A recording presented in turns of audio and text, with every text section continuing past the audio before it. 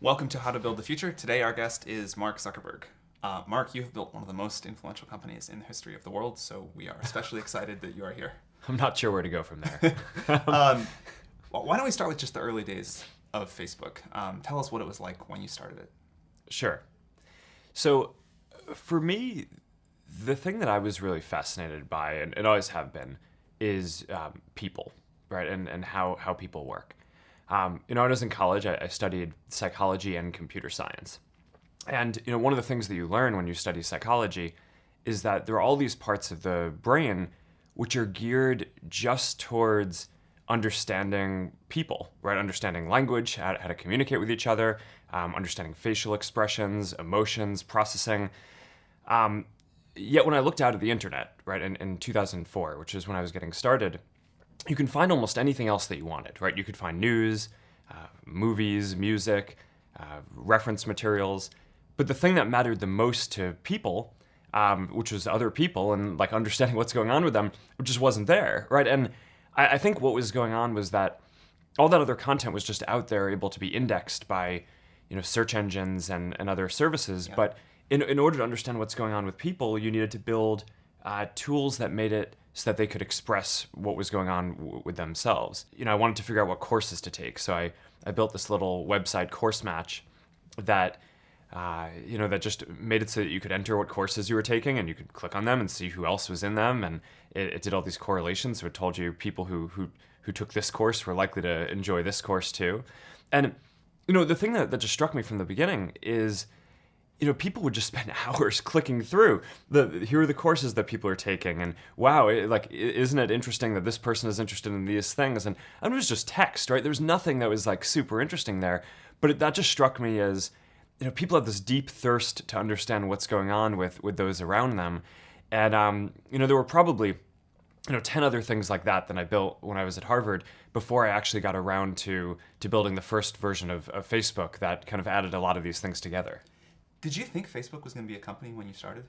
I built the first version of Facebook because it's something that my friends and I wanted to use at Harvard, a directory and a way to connect with the other people around us. And I didn't think at all that it was going to be a company. I remember very specifically the night that we launched the first version. I went out to get pizza with a couple of my friends who now work here. And I remember really clearly we were talking about how one day we thought that someone was going to build a community like this for the world, and that would be some company. But it clearly wasn't going to be us. I mean, it wasn't even. It didn't even occur. Yeah, no, I mean, it wasn't even an option that we considered that it might be us. I mean, we just weren't focused on building a company back then. We were just building something that we thought would be useful at our school. So as you look back, is there something that made Facebook different from the other projects that you had built that allowed it to turn into the company it is today?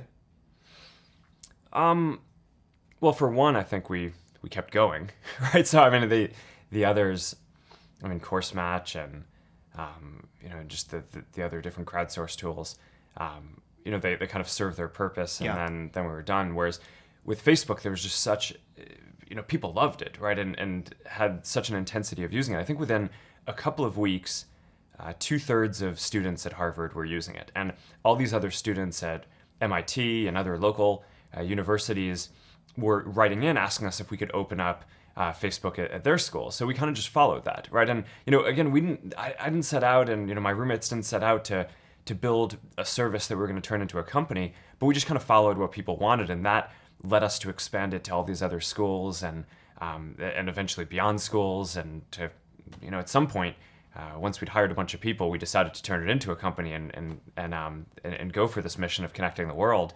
But that's not where we started. As you think about where you did start, is there other advice that comes to mind that you give to other people that want to build products that you can take away from the early days of Facebook? Yeah, I always think that you should start with the problem that you're trying to solve in the world and not start with deciding that you want to build a company, right? I mean, the best companies that get built are things that are trying to drive some kind of social change, even if it's just local in one place. More than starting out because you want to make a bunch of money or have a lot of people working for you or build some company in some way. So, I always think that this is kind of a perverse thing about Silicon Valley in a way, That's really which is true. that, people decide often that they want to start a company before they even decide what they want to do.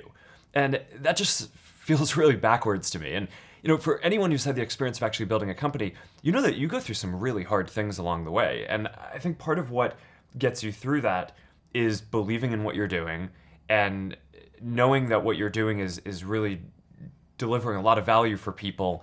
And that's, I think, how the best companies end up getting made. I want to talk for a second about low points, because I think people never appreciate how bad they really are. And I think it's always Yeah. reassuring to hear that even Mark Zuckerberg went through some serious low points and came out okay. So can you tell us about some of the hardest parts in the early history of Facebook? Yeah, I think one of the hardest parts for me was actually when Yahoo offered to buy the company for a lot of money. Because up until that point, that was this turning point in the company where before that every day we'd just come in and kind of do what we thought was the right next thing to do, right? We'd open to more schools. We opened to high school Yeah. and opened beyond schools and, launched more photos because that's what seemed like the next thing that we needed to do to help people express themselves and understand more what was going on around them. But then, Yahoo came in with this really meaningful offer, right? I mean, $1 billion for. And this was how far into the company? I was a couple of years in, Okay. right? And we had 10 million people using the product at the time, right? So it wasn't as if it were obvious that we were going to succeed far beyond that. And that was the first point where we really had to look at the future and say, wow, is what we're going to build going to actually be so much more meaningful for this? And, that caused a lot of interesting conversations in the company and with our investors. And, at the end of that, Dustin and I just decided, no, we think that we can actually go connect more than just the 10 million people who are in schools. We can go beyond that and have this really be a successful thing. And we decided to go for it. But that was really stressful because a lot of people really thought that we should sell the company. And for a lot of folks who joined a startup, I feel like at that point I hadn't been very good about communicating that we were trying to go for this mission. Yeah. We just showed up every day and, Yeah. and just kind of did what we thought was the right next thing to do. So for a lot of the folks who joined early on, they weren't really aligned with me, right? For them, they joined and, being able to sell a company for $1 billion after a couple of years that was like a home run, right? And it is a home run, right? Totally. And that's, I think that's, I get that. But, that I think that the fact that I didn't communicate very well about what we were trying to do caused this huge tension. And the part that was painful wasn't turning down the offer. It was the fact that after that, huge amounts of the company quit because they didn't believe in what we were doing. Right? I mean, if you look at the management team that we had, Did that whole management team leave? the whole management team was gone within about a year after that. Did you ever regret that decision in that period? Like, were there times where you were like, well, we should have sold?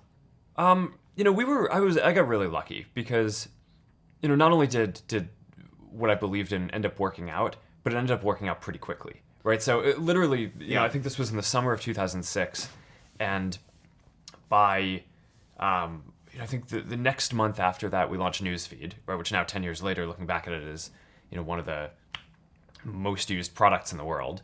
And then we launched the ability for anyone to sign up, which immediately started growing the community. So within a few months after turning down the offer, I think it was actually pretty clear that it was the right decision. But I think since then there have been much harder decisions Yeah. that we've had to make. Where sometimes you have to bet on something and either bet the direction of the company or bet billions of dollars on something, and it's not going to be clear whether you're right for 5 or 10 years. And that I think actually can end up being much harder than this That's one. what I want to talk about next. But before we go there, have you ever thought about selling the company again since? No, after that point, I was just yeah, got that out of the way. We're going to Yeah. hire people that want to be here for a long time. And yeah. cool. Yes, so I want to talk about one of the most common questions we get from people building products is how to decide what to build, how to figure out when to bet the company, how to do something totally new. Yeah. And I think one thing that Facebook has done incredibly well is figure out what to build and build this repeated innovation culture, which I think is like the hardest thing to do in business. So How have you done that, and how do you advise other people to do the same? I think the key is building a company which is focused on learning as quickly as possible. Right? Companies are learning organisms, and you can make decisions that either make it so that you learn faster or you learn slower. And in a lot of ways, building a company is like following the scientific method, right? You try a bunch of different hypotheses, and if you set up the experiments well, then you kind of learn what to do. And I think that's an important philosophy. So there are all these different decisions that we make inside the company, everything down to really empowering individual engineers. We invest in this huge testing framework, right? At any given point in time, there's not just one version of Facebook running in the world, right? There's probably tens of thousands of versions running, because engineers here have the power to try out an idea and ship it to maybe 10,000 people or 100,000 people, and then they get a readout on how that version of what they did, whether it was a change to show better content in newsfeed or UI change or some new feature, they get a readout on how that version performed compared to the baseline version of Facebook that we have on everything that we care about, how connected people are, how much people are sharing and how much they say that they're finding meaningful content, business metrics like how much revenue we make and engagement of the overall community. And by running tens of thousands of different experiments and putting the power in people's hands to try all these different things, you can imagine we just make so much more progress than we could if every change had to be approved by me, right? Or every idea had to come from management. So I do think that there's something very deep about building this, learning culture and moving quickly towards that just helps you get ahead over time. What about the bigger bets, like making a large acquisition or the rollout of newsfeed or something like that? How do those decisions work? So I actually think when you do stuff well, you shouldn't have to do big crazy things, right? So you want to actually evolve in a way where you're working with your community and making steps and learning. So take newsfeed, for example. That was a relatively big shift, but it actually had been a couple of years in the making by watching how people were using the service, right? So when we started off, we didn't have anything like newsfeed that showed you updates from what people were sharing. We just had profiles. And what we found were, originally one of the big behaviors was people would just click around, right? They'd click on different profiles, hundreds of them, and they'd go through all their friends to see what people had changed, right? To see what the update was in their friend's day. And we learned from that people were not just interested in looking up and learning about a person, but also understanding the day-to-day changes. So, first we made this product that just showed in order which of your friends had updated their profile, right? So that at least told you whose profile to click on. And then, the first version of Newsfeed was really simple. All it did was it basically took the content that people were posting and put it in order on your homepage. So I think when things are working well, you use data and you use the qualitative feedback that you're getting from listening to how your community is using your product to tell you what problems to go solve. And then you basically use intuition to figure out what the solutions to those problems might be. And then you test those hypotheses by rolling them out and getting more data and feedback on that. And then that gives you a sense of where to go. When I look at things like, we bought, the Oculus team for a lot of money, right? I actually view that as, if we'd done a better job of building up some of the expertise to do some of that stuff internally, then, maybe we wouldn't have had to do that. But, instead we hadn't done that. And, the Oculus team is by far the most talented team working on that problem. So it just made sense to go make this big move. But I actually kind of think as CEO, it's your job to not get into a position where you need to be doing these crazy things, right? And, yes. Of course it's inevitable, over the period of doing stuff, you can't be ahead of everything. So it's better to make big moves and be willing to do that than, have pride and not do that and never admit that you could have done something better in the past. But I think when stuff is working well, you're learning incrementally and growing that way. Speaking of growing, one thing I heard you say years ago is that one of the best things Facebook had done was invent the idea of a growth group. And so this is something now that I've heard a lot of founders ask about. Could you tell us, is that still something you recommend people running companies put in place, and how Facebook's worked in the early days? So making it so we could grow faster was I think the most important product feature that we ended up building for Facebook.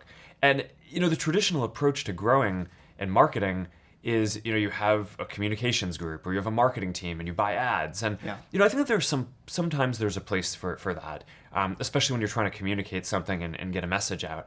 But if you're actually trying to grow a product, I think often the best levers for doing that are within the product themselves and getting people in your community who enjoy what you're doing to evangelize that to their friends and getting that to happen efficiently as possible. So there's no magic in the growth group that we built that other people can't replicate.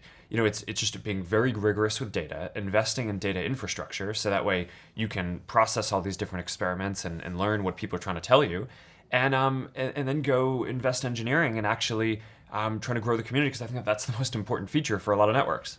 And can you tell how much of an impact that group had on the growth rate of Facebook? Yeah, I think it's, overall, I think it's been very big. I don't have a number off the top of my head, but I mean, even just looking at, some of these specific features that we've built, like people you may know, right? Which is, one of the important things, right? Again, if you're, a social product isn't that useful if you're not connected to other people when you're using it. So, helping you go from signing up for Facebook to connecting to the people that you care about most is probably one of the most important things that we can do. Another thing that I think Facebook has done exceptionally well is hiring. And I always tell founders that this is the thing you have to get good at. So how have you hired your team, and what do you look for when you bring people on? If you think about it, I started the company when I was 19, right? So I can't institutionally believe that experience is that important, right? Or else I would have a hard time reconciling, myself, right? And the company. So, we invest in people who we think are just really talented, even if they haven't done that thing before. And, that applies to people who are fresh out of university, as well as, people like, the CFO who took the company public had not taken a company public before, right? And a lot of his background was in, production, development at Genentech before. So, just focus on really talented people. And so if you don't have the experience to look for, how do you assess someone's raw talent? Well, often you can tell from different things that they've done, right? So it's not that, obviously everyone's done something, right? I mean, even if you're 19, right, you've done side projects and interesting stuff, and I think what's important is not to believe that someone has to have specifically done the job that they're going to do in order to be able to do it well. One of the things that I think we've done well is just given the people at the company a lot of opportunity, right? So, it's not just me who started when I was 19 and now, I'm running this big company. There were a number of people who joined who were, people I did problem sets with at Harvard, or they dropped out of Stanford, or, different programs who have grown with the company over this long period of time. And, one of the things that I'm the most proud of is we have about 12 different product groups at the company. And all of the people who are running them, with the exception of one, did not join the company running a product group or reporting to me. That's amazing. And the one exception is David Marcus, who was the CEO of a $50 billion public company. So, so I'm pretty happy that he's on board, and having him run a product group, I think, is a pretty big coup too. But literally, none of them started off reporting to me. They all started off in different roles. Some were engineers, some were data analysts, some were product managers, and they've all grown. But I think what happens is, people see that you create opportunities for people, and that also, I think, keeps the best people engaged and makes the best people want to come work at your company, because they feel like, oh, I'm going to get those kind of opportunities too. Cool. Yeah. What are you most excited about over the next 20 years? What do you think will be the major transformations? How will Facebook transform? How do you think the rest of the world will transform? So we have this 10-year roadmap. Yeah, it was great. 3 of the big changes that we want to see in the world. And we're focused on 3 things. Connectivity, right? So getting everyone in the world on the internet. Right now, more than half the world is not on the internet, which is, I think a lot of people in Silicon Valley probably take this for granted, right? The internet, because it just is not uniformly available. And if we want to solve a lot of the big challenges of the world today, they're not problems that any one group of people or even one country can solve, right? They really involve coming together and giving everyone an opportunity to participate in solving them. So I think connecting everyone is really a key thing, which is going to be great for people around the world.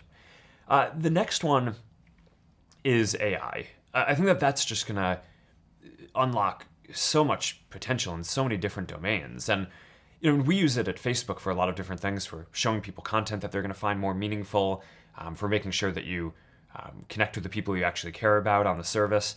But in a lot of ways, the work that we're doing on AI to push the fundamental, state of the art forward is exactly the same stuff that's going into systems that diagnose diseases better, right? Or find better drugs to treat people, or that other companies are using when they build self-driving cars. And these are things that are going to save lives, right? I mean, if you can, I heard this story recently that at this conference where someone has built a machine learning application where you can take a picture of a lesion on someone's skin, and it can detect instantly whether it's skin cancer with the accuracy of the best dermatologists and doctors in the world. So, who doesn't want that, right? I mean, now, you're going to be able to put the power in your doctor's hand to become the best doctor in the world at that thing. Everyone will be the best doctor in the world. And that's a really fundamental thing, right? That, I get a little bit frustrated, I think, when people, fear-monger about AI and how it could end up hurting people, because I think in many real ways around diseases, around driving more safely, I mean, this is going to save people's lives and push people forward. So that's a really big deal, I think, for the next 10 years. And then, the next thing that I always think is going to make a big difference is, every 10 or 15 years, there's a new major computing platform that comes around that allows people to do completely different things than they could do before, right? So, 20 years ago, most of us were using desktop computers. They were kind of clunky. We used them in work because it made our work more productive, but most people didn't use them for fun. Now we have phones, which help us connect with each other, and they're much more human devices. But there's going to be another platform after that, and I think that's going to be virtual reality and augmented reality. And that, I think, is just going to help people, be more creative, experience what other people are feeling much more immersively than we even can through video and things like that today. So I'm really excited about that trend as well. So you were 19 when you started Facebook. One question we hear a lot at Y Combinator is, I'm 19 today. I really want to, do whatever I can to make the world better. What should I do? So how do you advise people who are 19 today and want to impact the world like you have? I always think that the most important thing that entrepreneurs should do is pick something they care about, work on it, but don't actually commit to turning it into a company until it's working. And I think that if you look at the data of the very best companies that have gotten built, I actually think a tremendous percent of them have been built that way, and not from people who decided up front that they wanted to start a company, because you just get locked into some local minimum a lot of the time, a local maximum. I totally agree. And just to make this point, how far into Facebook did it actually become a company? I don't know. I think it became a formal Delaware company when Peter Thiel invested about 6 months in. When we were first talking to Peter about raising money, Dustin and I were very clear with him that we were planning on going back to school. Right? I mean, I started Facebook when I was a sophomore. We took the summer off, right? No classes over the summer. We were working on it. And then, our stated game plan was to go back to school in the fall and continue working on it then, but not sit in an office and work on it full time. And Peter was just kind of all right, sure you are. I guess he knew better than we did. You think he just believed that you weren't actually going to go back to school? He must have. I mean, you'd have to ask him. But yeah. I will. We're interviewing him in this series. I will there ask you go. That question. So I think he would probably say that he knew that we were not going to go back to school, or believed that he could talk us out of it. But he didn't have to. It was pretty clear that the amount of work was just growing so quickly. But we actually didn't drop out immediately. We told Harvard that we were taking one semester off. And then we told Harvard that we were taking another semester off, and then a year off. And then after that, we kind of decided we weren't going back. Speaking of Peter, and sort of a closing question, what's the best piece of advice he ever gave you? I think Peter was the person who told me this really pithy quote that in a world that's changing so quickly, the biggest risk you can take is not taking any risk. And I really think that that's true, right? I mean, a lot of people, I think that, whenever you get yourself into a position where you have to make some big shift in direction or do something, there are always people are going to point to the downside risks of that decision, and locally they're maybe right. I mean, for any given decision that you're going to make, there's upside and downside. But in aggregate, if you are stagnant and you don't make those changes, then I think you're guaranteed to fail, right? And not catch up. So to some degree, I think it's really right that over time, the biggest risk that you can take is to not take any risks. That is a great place to leave it. Thank you very much. All right.